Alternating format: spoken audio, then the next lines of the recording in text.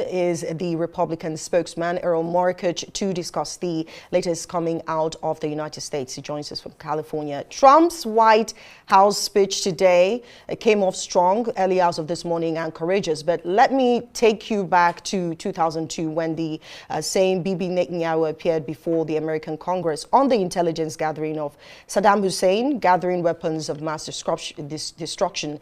Now, the then President Bush then decided to invade Iraq in 2003. But when George Bush, after invading Iraq, was very certain they had succeeded, only to see the opposite. And so for Trump to bomb Iraq, the Iraq facilities, and announce the success of its operation, but Iran hasn't admitted that its strongest hold have been destroyed. Some people, including Iran, are calling it a bluff. A bluff in the sense that the strike wasn't successful, are you saying? Yeah, call it a bluff. They say some of the facilities, if you joined in earlier, that some of those facilities were moved even before that strike came in. Yes, I understand. Well, that is a very real concern, and we're not without rational thought that Iran probably expected at least the potential of this when you're putting out game theory for strategic redundancy. The idea that everything was still kept there probably isn't true. It would be reasonable that they would have moved some of things. Also, the question can be asked, why are there no radioactive signatures? Was it such a successful entombment of these facilities that nothing escaped, or what is the situation? But to call it a bluff, I think, is a little bit too far. This was a very well thought out attack, central in the central of the United States, in Kansas City, Missouri. That's where our B-2s take off. 37 hours undetected with a detachment that had been a decoy detachment. We took out the facilities we intended to take out. All of them were non-military, by the way, if they're supposed to be if they're not supposed to be making missiles for nuclear enrichment for bombs. As well, we avoided any military targets, any civilian targets, and we left the country and said that was simply how it's been. Now, that remains to be seen. Has Iran been able to smuggle some of this material somewhere else? Has everything been encapsulated there? It's hard to say. Iran, of course, is going to say that they've moved everything. But I would have to say that the people who are the most likely to feel the repercussions of this, should they be wrong, is the Israelis. So it would be a really poor choice on Benjamin Netanyahu to try to use false information on something like this when this blowback would be directly at Israel with nuclear materials. So, again, we don't have 100% confidence, but I don't think that it's correct to say that it was a bluff. These were serious bunker busting bombs. And honestly, it's been a long time coming. It's been something that Donald Trump has avoided using. He's pushed back on.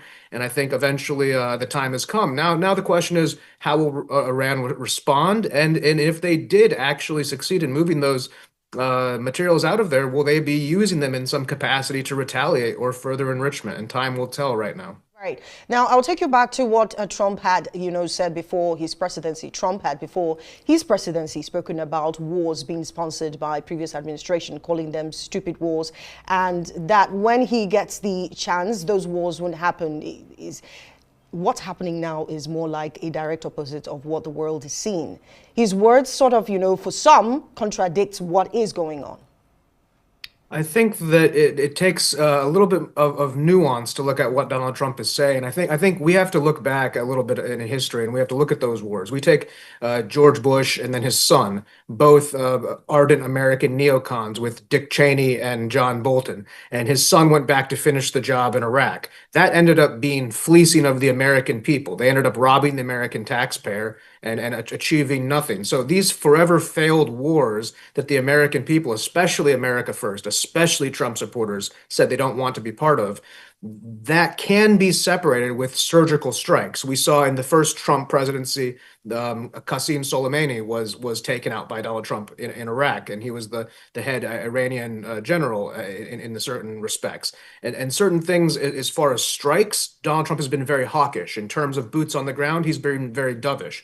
So the key critical situation here is to avoid the mistakes of the past, not to be drawn into a land war. And in this situation, it doesn't seem likely, as the two parties that are having the primary conflict don't share a border, and they're not going to be able to march their army. Israel's too small. They don't have enough soldiers. Iran would never be able to march across Iraq and Jordan and everything. And the United States doesn't have a border there and is in the sea.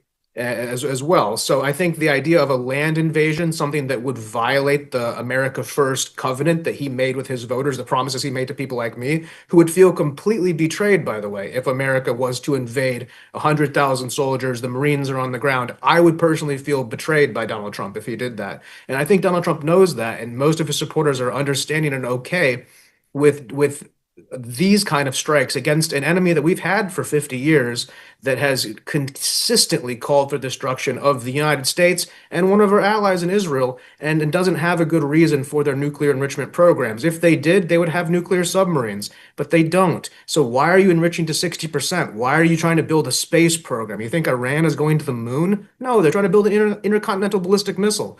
So I think all of these things have to be taken into an account. And Donald Trump is the American president. He's not the mega president. He's not the Republican president. He's the American president. And the American president, as we saw with Barack Obama, you have somebody who comes in with one ideology, but the reality of the situation, Obama inherited a war, and he had to work inside the confines of those war. And today he gets castigated for being the drone striker in chief when he was put in the moment by George Bush, who had created the situation. So here you have Donald Trump trying to avoid the mistakes of both of his predecessors, Obama, who was trapped by Bush, and Bush, who was doing the dirty work of his father and Dick Cheney. And I think he's doing well so far. He's clearly said this is not about regime change. We're not here to do that. It's simply about removing the nuclear threat off of the board. And yes, we remain to see if those materials have been removed, but as of now, it does seem like it's in the right direction. And I mean, democracy at the end of a gunpoint doesn't usually work. I actually don't expect Iran to try to come to the table.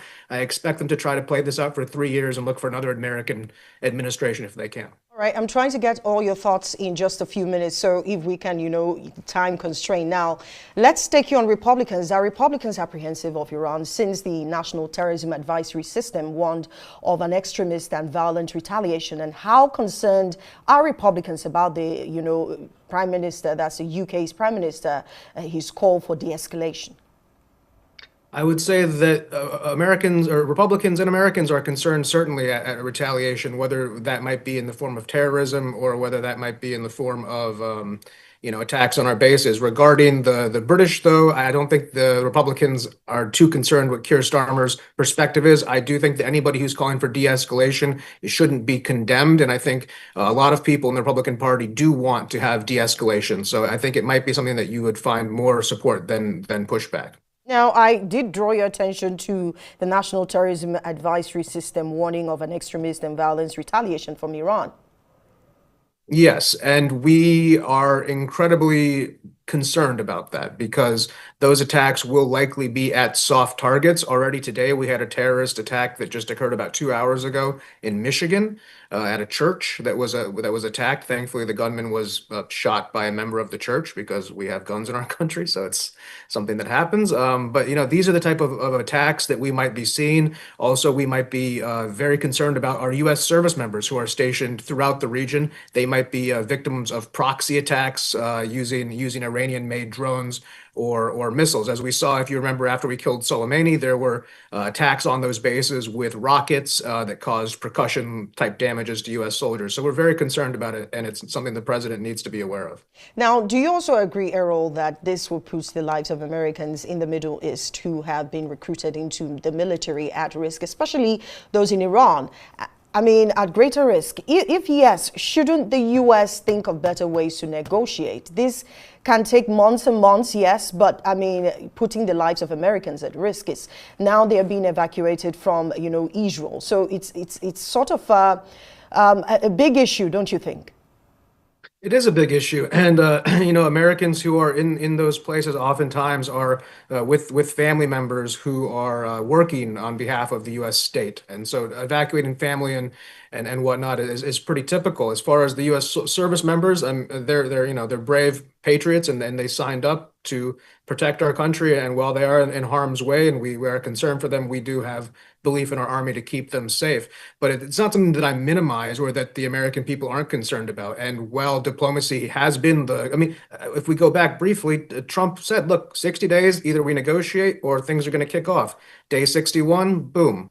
And so I think this is the first time Iran has met somebody who's not willing to just negotiate forever. Donald Trump wants a solution, or he wants to end the let's say, end the chips that are making the problem. He doesn't need regime change, but he needs either come to negotiate with him or take the nuclear facilities out. They didn't want to negotiate. Now they've lost the nuclear facilities, and I would say that makes every American in the region actually safer overall. Now, I'll draw your attention to something you talked about earlier. This is not war, according to your last statement as well. But when you bombard, facility either by space or, by, aerial bombardment or by land, because you said for the MAGA, he promised that there will be no land invasion, but either by air or by land, isn't that, a declaration of war itself? So by all conventional logic, I would agree with you. But we just happen to live in a very asymmetrical time, and the technological imbalance between the two countries makes the declaration of war incongruous with logic. At any point in the last 30 years, the United States could have done this. There's no compatible Iranian Navy or Air Force. And so the only war that could happen is if the United States was foolish enough to enter Iranian territory with soldiers. Otherwise, we're talking about what has evolved into a fifth generation rocket battle, which I mean, I don't minimize the seriousness or the lives lost, but it's much less detrimental overall as a kinetic war than having boots on the ground soldiers. And I think the 21st century is going to be this very asymmetrical, very fifth generation type of surgical non-warfare. But I mean, based on common sense, if you hit somebody with rockets, that's a declaration of war. And I don't expect Iran to take it any other way besides that. Now, let's go to the parliament. The parliament will sit to discuss President Trump's decision. We know he's the commander-in-chief, but such decisions may undermine the American parliament, according to some Republicans. And isn't it against the U.S. Constitution?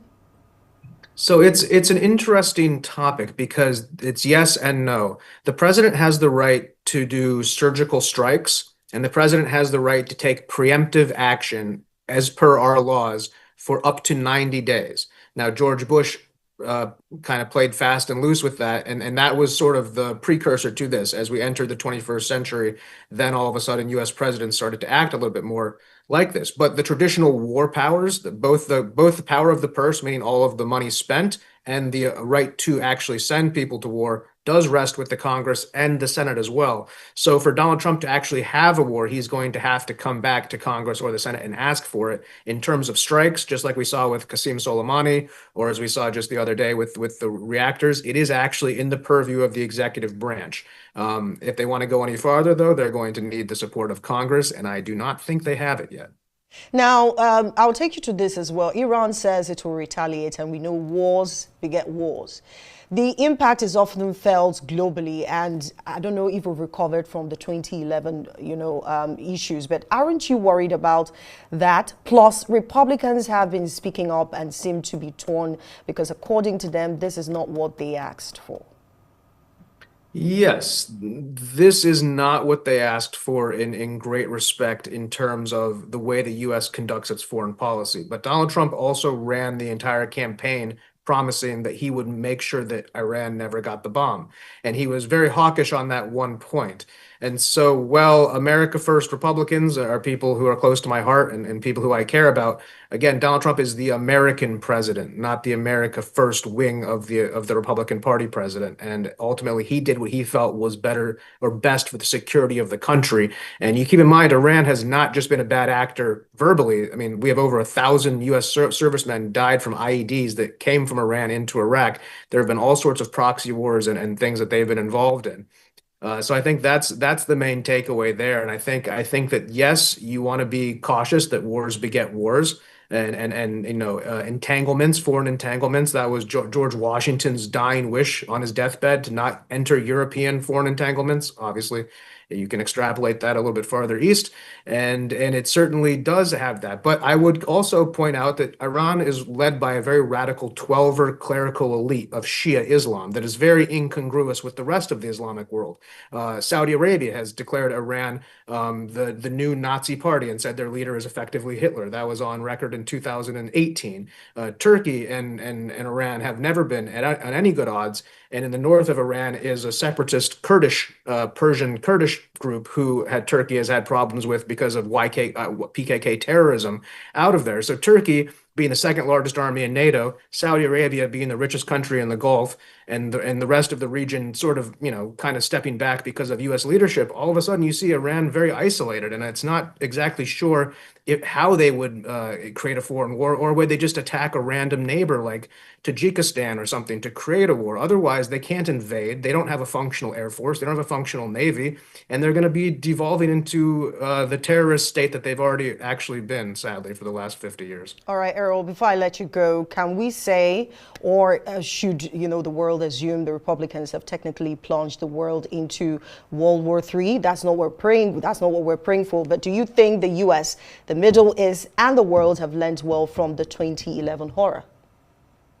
I think that they have learned. I think that World War III is something that is a tough one to put a finger on. If we are able to remove one of the largest terror sponsors and proliferators of nuclear technology as well as propulsion systems and stuff around the world, I think maybe we might de-escalate that. But at this point, yes, we have certainly raised the stakes, and it's going to be incumbent that cooler heads prevail on both sides. Right now, the ball is in Iran's court. If they want to escalate it, I think Donald Trump has no problem wiping the rest of them off the face of the map. Thank you, Erol, for being a part of Arise America. You're watching Arise America. There's still more to come, including Israeli strikes in Iran continue.